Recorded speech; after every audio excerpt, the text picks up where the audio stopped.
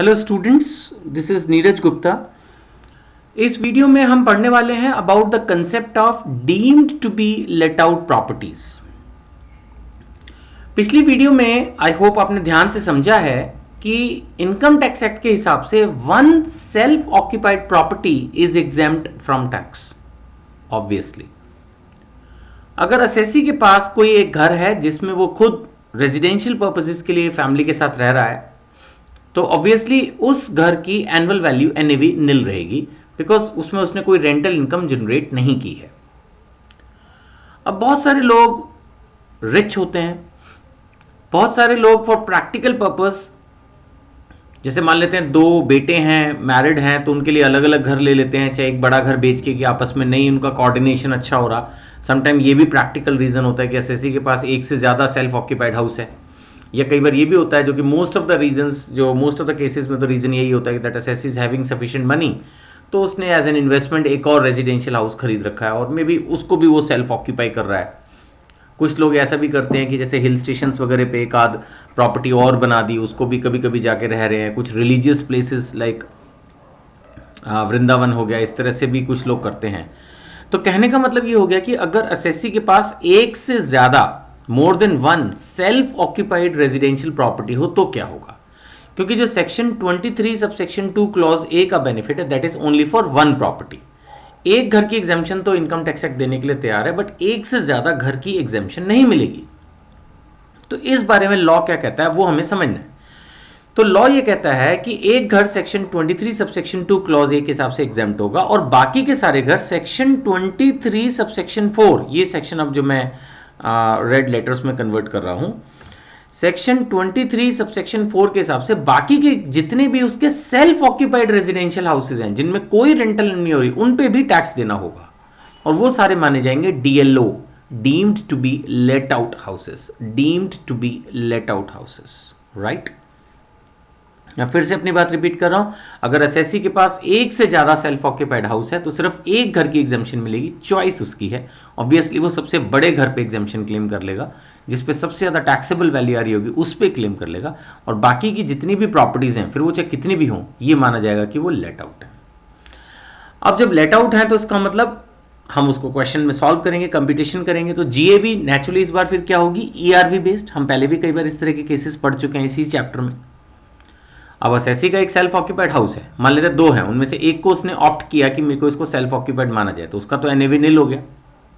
लेकिन जो दूसरी प्रॉपर्टी है वो मानी जाएगी deemed to be let out, तो उसमें हमें जीएवी कंप्यूट करनी होगी based on ERV, expected rental value. ERV तो होगी वैकेंसी अलाउंस अलाउड नहीं होता।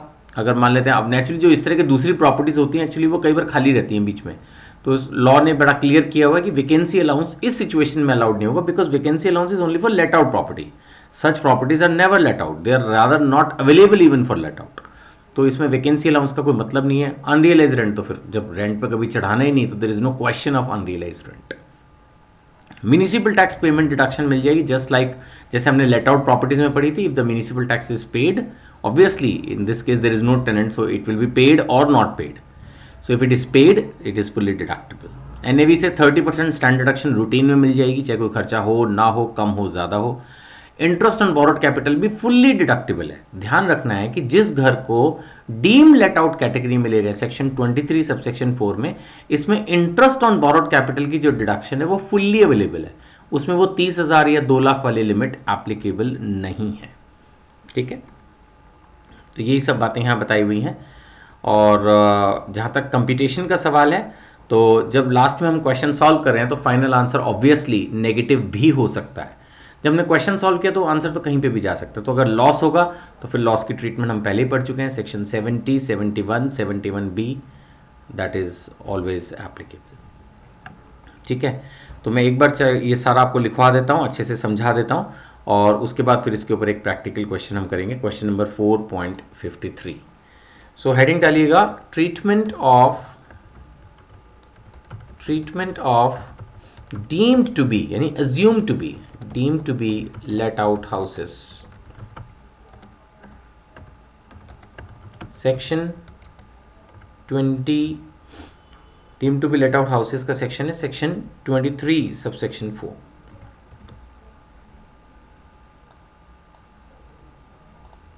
ठीक है, लिखिएगा if assessee is occupying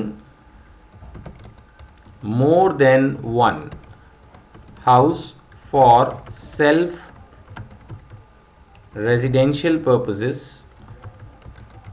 then only one house of choice of assessee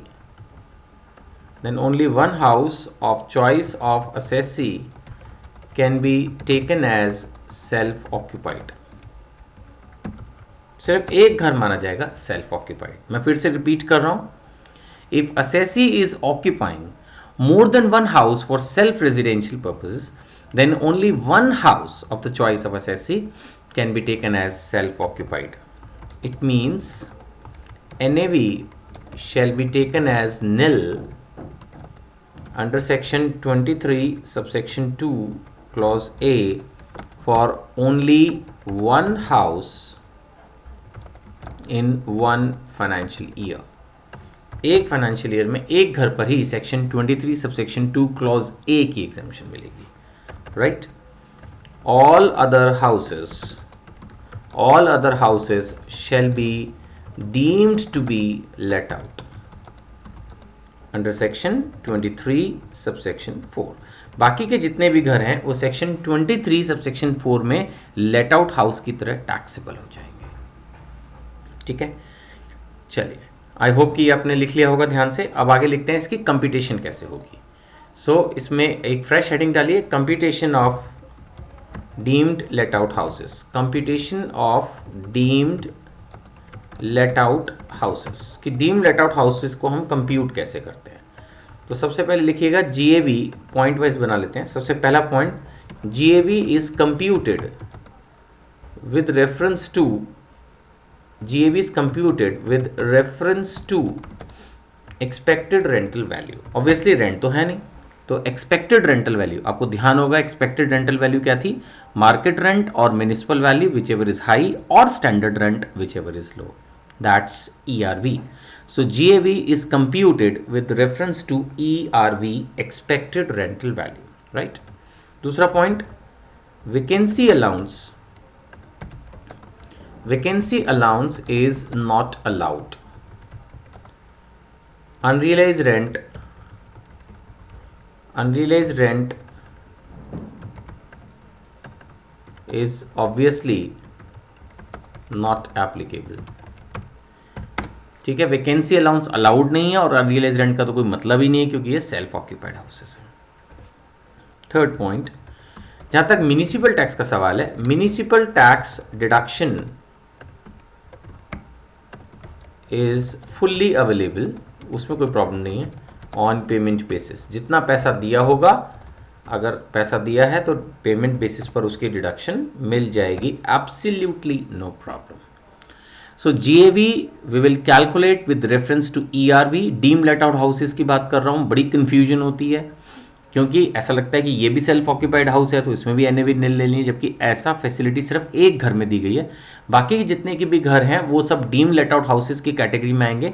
तो एक्सपेक्टेड रेंटल वैल्यू के बेसिस पर आप GAV कैलकुलेट करेंगे. हाँ, वैकेंसी अलाउड नहीं है जैसे मैंने कहा, और म्युनिसिपल टैक्स डिडक्शन जो है वो फुल्ली आप उसमें से माइनस करके NAV निकाल लेंगे.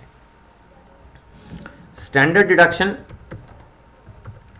Deduction under section 24 clause A available at the rate of 30%. तो इसमें as such nothing new allowed.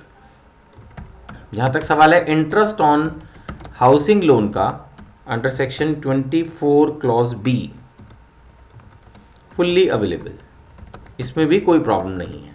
ठीक है, यहां मैं क्लियर कर दूं एक नोट की फॉर्म में कि that limit applicable in case of self occupied houses, ये मैंने आपको पहले बताया, वो नहीं एप्लीकेबल होगी इसमें. The limit applicable in case of self occupied houses is not applicable in case of deemed let out houses. यानी कि यहाँ पर जो इंटरेस्ट ऑन हाउसिंग लोन है, ये सबसे इंपॉर्टेंट पॉइंट है, ये फुल्ली अवेलेबल है. बहुत मैंने देखा है, ये मेरा पास्ट एक्सपीरियंस है, स्टूडेंट्स जब प्रैक्टिकल क्वेश्चन करते हैं तो गलती ये वाली तो जरूर ही करेंगे. वो कहीं ना कहीं इसमें वो 30,000 वाली बात या 2 लाख वाली बात जरूर लगा देते हैं, जबकि डीम्ड लेट आउट हाउसेज में interest on housing loan fully deductible है। यहाँ पर वो 30,000 या 2 लाख वाली लिमिट एप्लीकेबल नहीं है।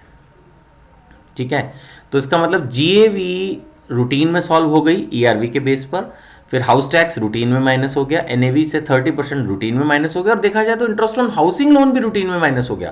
There is nothing special in deem let out housing, except the only thing special is that there is nothing special in it. बच्चे जानबूझ के इसमें कुछ ना कुछ अपना दिमाग और कलाकारी लगाते हैं, otherwise deem let out house का जो डीम लेट आउट हाउस की जो कंप्यूटेशन है वो बहुत ईजी और बड़ी स्ट्रेट क्लीन होती है, एकदम सीधी सीधी चलती है। तो इसमें आपको कोई भी मुश्किल नहीं आने वाली जब तक कि आप खुद ही जबरदस्ती मुसीबत को इनवाइट ना करें। राइट, सो अब हम करेंगे क्वेश्चन नंबर 53। प्लीज़ ओपन कीजिए अपनी बुक्स और देखिए क्वेश्चन नंबर 53, जिससे आपको डीम लेट आउट का कंसेप्ट बिल्कुल अच्छे से क्लियर हो जाएगा।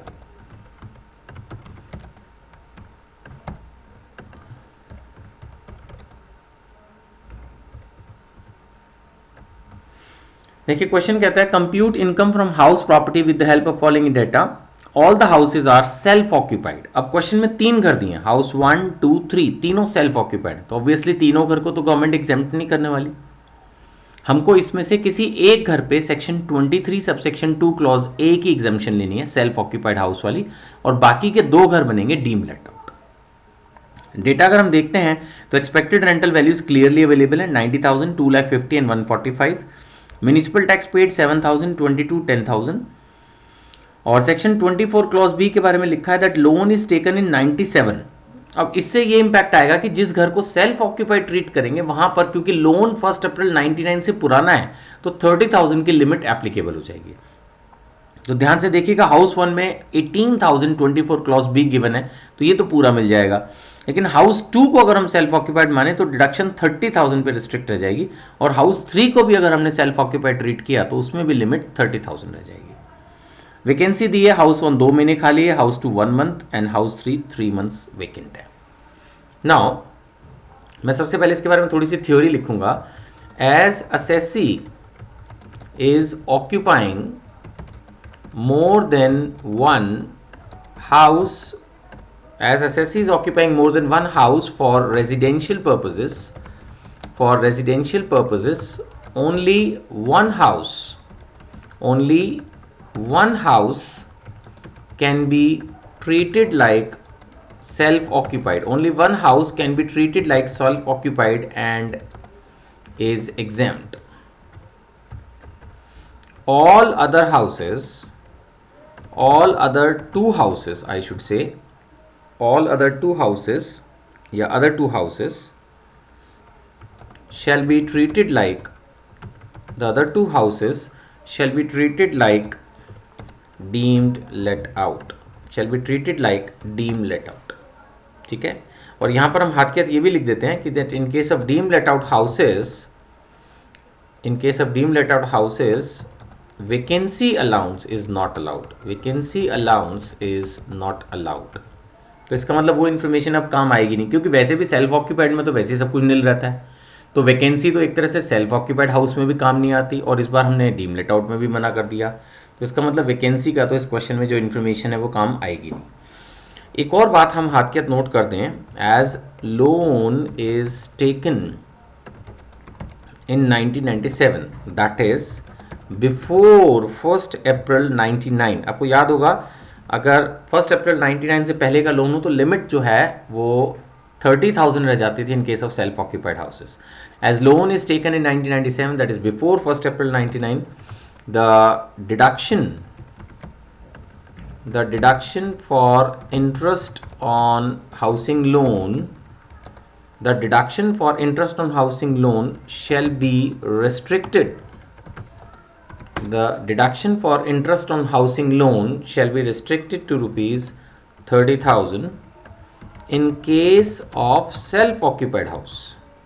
ये भी समझना है, ये 30,000 हर जगह अप्लाई नहीं होगी limit, it will be applicable only for a self occupied house, no such limit for deemed let out houses. जो घर हम डीम लेट आउट ट्रीट करेंगे उन पे ये रिस्ट्रिक्शन अप्लाई नहीं होगी। ये जो 30,000 की लिमिट है वो भी इसलिए लगेगी 1 अप्रैल 99 से पुराना लोन है, ठीक है ना। अगर उसके बाद होता तो ये अलाउड होता, बट तब भी फिर भी उसके बाद भी 2 लाख की लिमिट है, अनलिमिटेड तो फिर भी नहीं है।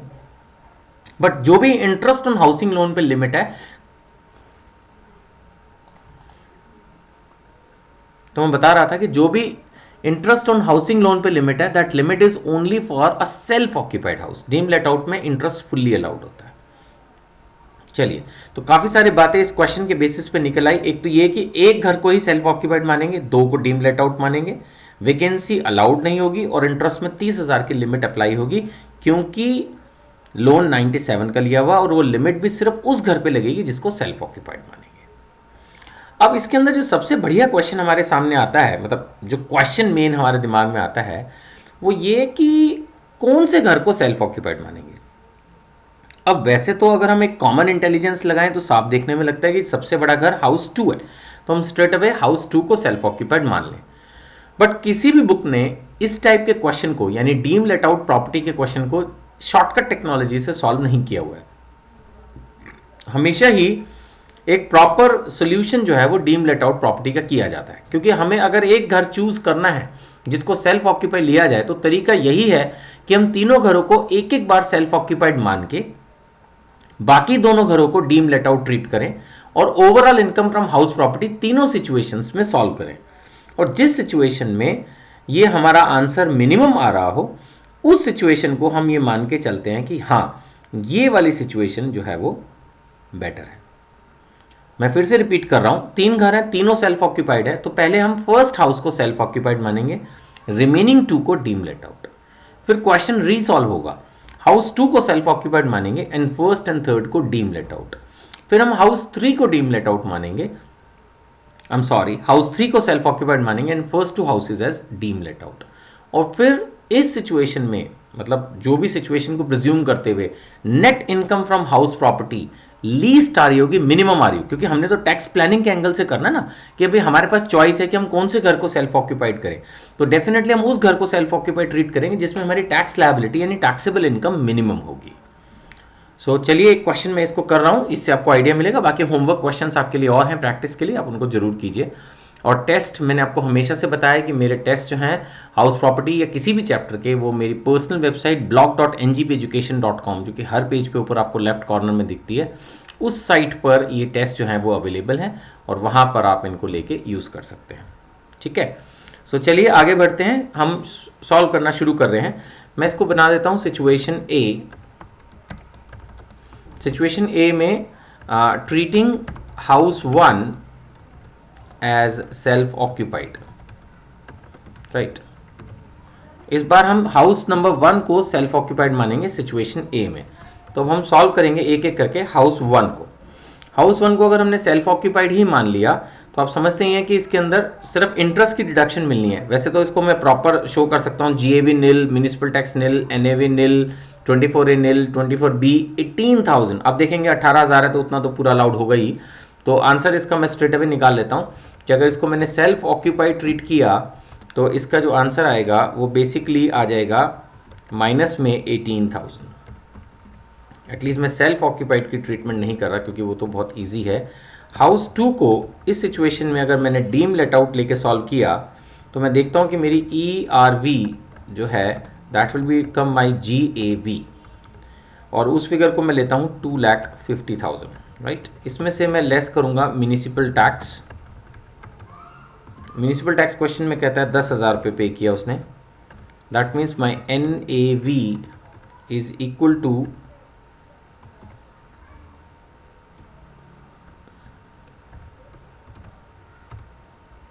my NAV is equal to 2,40,000, राइट। अगर मैं हाउस नंबर 2 को डीम लेट आउट लेके चल रहा हूँ, म्यूनिसिपल टैक्स 10,000 कहाँ से उठा लिया मैंने, sorry, the municipal tax is 22,000। House 2 को अगर मैं डीम लेट आउट लेके चल रहा हूँ तो municipal tax is 22,000, so that means this figure is 2 lakh, let me calculate, 250 minus 22,000, so it is 2,28,000,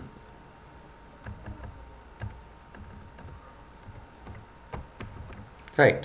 अब इसमें से हम सेक्शन 24 क्लॉज ए की 30% स्टैंडर्ड डिडक्शन लेंगे, 30% ऑफ NAV, तो ये हो गया हमारा 68,400, राइट।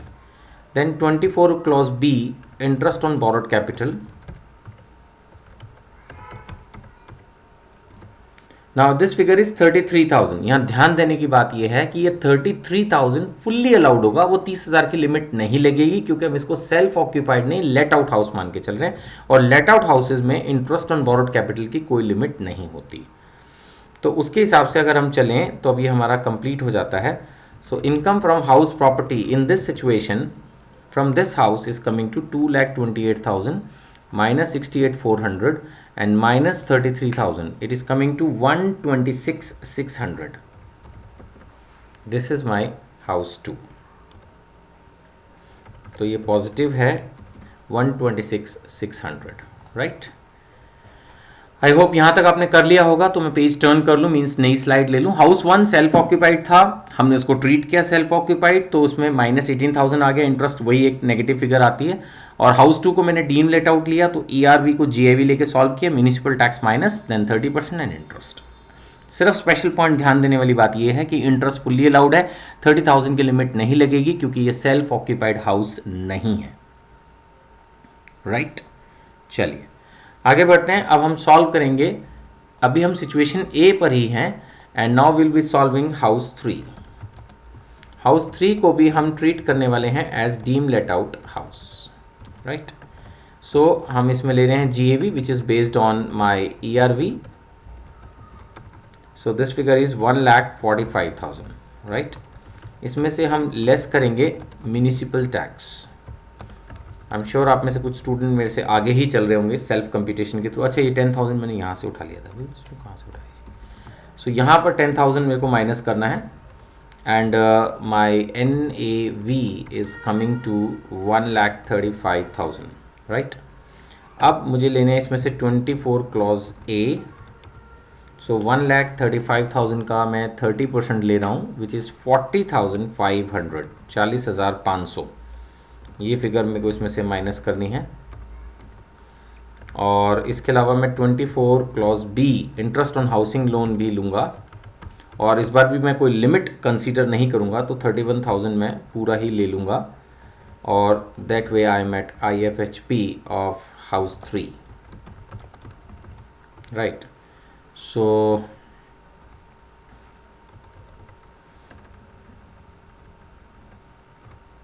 ये फिगर कितनी आ रही है मेरी, 1,35,000। इसमें से मैं माइनस कर रहा हूँ 40,500 एंड 31,000 इंटरेस्ट बिना किसी लिमिट के, तो इट इज़ कमिंग टू 63,500। तो सिचुएशन ए में बेसिकली अगर मैं फाइनल आंसर देखूँ, मैं एक बार पीछे जाके इसको लेके आता हूँ, तो यहाँ पर मेरे पास हाउस 1 का था -18,000। तो सिचुएशन ए को अगर मैं फाइनल लूँ तो ये आ रहा है मेरा -18,000, ये मेरा हाउस 1 हो गया, प्लस दूसरे घर से मेरे को आंसर जो मिल रहा था वो भी मुझे देखना होगा। दूसरे घर से आ रहा था 126,600, और प्लस जो मेरे को इस घर से मिला, थर्ड घर से लास्ट में जो मैंने सॉल्व किया, तो ये फाइनल मेरा आंसर आ रहा है -18,000 प्लस में 126,600 प्लस में 63,500, इट इज़ 1,72,100, ठीक है। So this is my situation ए। देखा जाए तो अभी 1/3 क्वेश्चन सॉल्व हुआ है, 1/3 इन द सेंस कि अभी मैंने सिचुएशन ए में हाउस 1 को सेल्फ ऑक्यूपाइड माना, अब मुझे क्वेश्चन को रीसॉल्व करना होगा हाउस 2 को सेल्फ ऑक्यूपाइड मान के, राइट। चलिए नाउ अब आगे बढ़ना होगा। Situation 2, I am sorry, situation B ले रहे हैं, treating house 2 as self occupied. अगर मैं इस घर को सेल्फ ऑक्यूपाइड लेके चलता हूं तब क्या होगा? Obviously in that situation my house 1 will become deemed let out, right. अब मैं इसको सॉल्व कर देता हूँ। डीम लेट आउट ले रहे हैं तो इसको GAV जो इसका आएगा, जो कि ERV बेस्ड है, दैट्स 90,000। इसमें से मैं लेस करूंगा municipal tax, less municipal tax which is 7,000.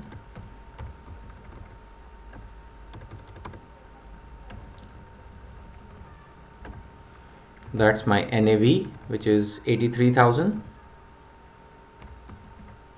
इसमें से मैं 24 क्लॉज ए 30% की स्टैंडर्ड एक्शन ले लूँगा. 30% ऑफ NAV 83,000 का 30% आ गया 24,900, राइट. और इसमें से हम लेंगे 24 clause B, that's interest, and that's 31. याद रखिएगा डीम लेट आउट हाउस है तो कोई लिमिट अप्लाई इस केस में नहीं होगी. और 31,000 का पूरा डिडक्शन मैंने इसमें क्लेम कर लिया. गड़बड़ हो गया. हाउस 1 पे हैं हम, आई am sorry, and this figure is 18,000. तो इसमें लिमिट का कोई पॉइंट ही नहीं है. 18,000 हमने इसमें क्लेम किया और 83,000 हमारा आ रहा था NAV. इसमें से हमने 30% स्टैंडर्ड एक्शन ले ली 24,900 एंड 18,000 हमने ले लिया 24 क्लॉज बी. सो मेरा इनकम फ्रॉम हाउस प्रॉपर्टी इस सिचुएशन में हाउस 1 का which is being treated like deem let out is coming to 83,000 minus में 24,900 एंड माइनस में 18,000. It is coming to 40,100. Situation B में हाउस 1 अभी हमने सॉल्व किया है जिसको हमने डीम लेट आउट ट्रीट किया है. अब हाउस 2 सिचुएशन बी में हमने पहले सेल्फ ऑक्यूपाइड ट्रीट किया है. House 2 is being treated like self occupied, right. अब सेल्फ ऑक्यूपाइड है तो दैट मीन्स इसमें सिर्फ इंटरेस्ट ऑन हाउसिंग लोन की डिडक्शन मिलने वाली है और वही नेगेटिव हो जाएगी. बट हाउस 2 में 33,000 है ना. तो interest deduction is ₹33,000 but limited to ₹30,000 as loan is taken before 1st April 99. तो उसकी वजह से इसके अंदर जो हमारा हाउस 2 का फाइनल आंसर आएगा दैट विल बी -30,000. जहाँ तक हाउस 3 का सवाल है इसको हम ट्रीट करेंगे डीम्ड लेट आउट. अब हाउस 3 को अगर हम डीम्ड लेट आउट लेके सॉल्व करते हैं तो हम ये कंप्यूटेशन पहले भी कर चुके हैं. तो हाउस 3 को अगर हम डीम लेट आउट लें, आपको ध्यान हो ये मैंने की हुई है कंप्यूटेशन, हाउस 3 को डीम लेट आउट लेके सॉल्व किया था तो 63,500 आंसर आ रहा था. अब इतना भी नहीं है कि ये चीज़ को हम बार बार एक ही क्वेश्चन में एग्जामिनेशन हॉल में करते रहें. तो we can safely take this figure at ₹63,500. ठीक है, हम इसको ब्रैकेट में बस इतना लिख सकते हैं ऑलरेडी कंप्यूटेड, कि ये हमने पहले से ही कंप्यूट की हुई है.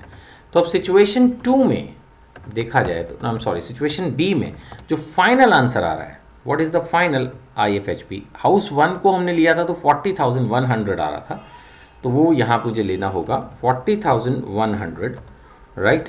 और इसके अंदर मुझे माइनस करना पड़ेगा क्योंकि दूसरा जो घर है उसमें मेरे को लॉस आ रहा है 30,000 का, और तीसरे घर में लेकिन मुझे प्रॉफिट है 63,500 का. And this is my final figure.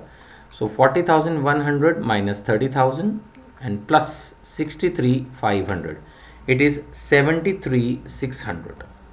This is my final answer in situation B. ध्यान दीजिएगा ये भी आंसर अभी कंप्लीट नहीं है, अभी सिर्फ सिचुएशन बी सॉल्व हुई है. जैसे हमने पहले सिचुएशन ए सॉल्व की थी तो सिचुएशन ए में हमने देखा था कि इसको अगर हम इस कलर से ले लें अलग से हाईलाइट करने के लिए, तो सिचुएशन ए का आंसर आ रहा था 172,100. उसी तरह से अब सिचुएशन बी का जो आंसर आ रहा है वो आ रहा है हमारा 73,600. अब हम करेंगे सिचुएशन सी. थर्ड ऑप्शन हम यूज करेंगे अपनी situation C, and here house 3 will be treated like self occupied. इस बार हम हाउस 3 को सेल्फ ऑक्यूपाइड लेके चलेंगे. सो जब हमने इस तरह की ट्रीटमेंट करनी है तो ऑब्वियसली फिर हमारा हाउस 1 जो हो गया, house 1 that will become deemed let out. और आपने शायद ध्यान दिया होगा कि हम हाउस 1 को डीम लेट आउट करके पहले भी क्वेश्चन सॉल्व कर चुके हैं. ये है, अगर हम हाउस 1 को डीम लेट आउट लेके चलते हैं तो हमारा आंसर आता है 40,100. तो वो हम यहाँ पर यूज़ कर लेंगे, there is no problem in this. 40,100. अगर हम हाउस 2 को डीम लेट आउट लेके चलते हैं तो ये सिचुएशन भी हम पहले सॉल्व कर चुके हैं जब हमने हाउस 2 को डीम लेट आउट लिया था।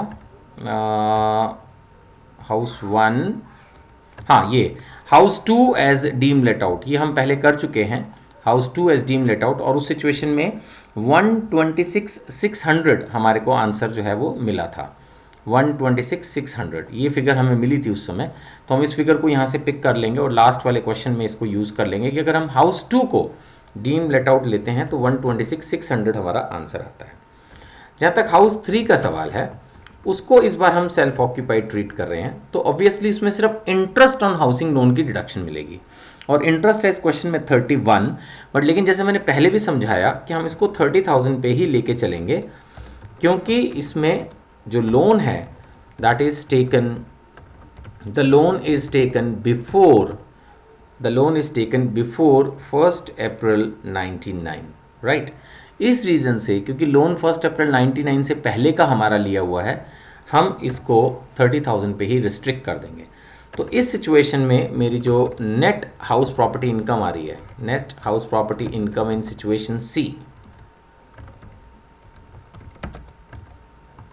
वो कितनी आ रही है? I have to see, it is 40,100 plus 126,600 minus 30,000, it is coming to 136,700, right.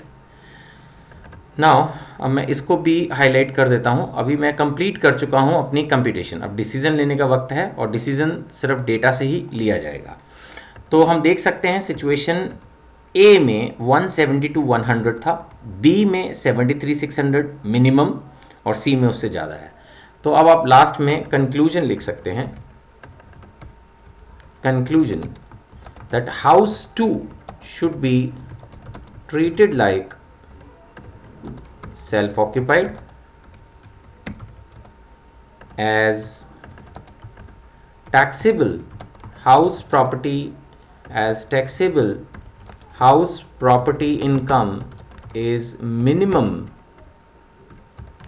in this situation, right? And answer is equal to rupees, answer is equal to rupees, ये मुझे देख के लाना पड़ेगा, इट वॉज 70, ये तो 1 थी, बी में था 73,600, so my answer is 73,600, this is the final income from house property, right.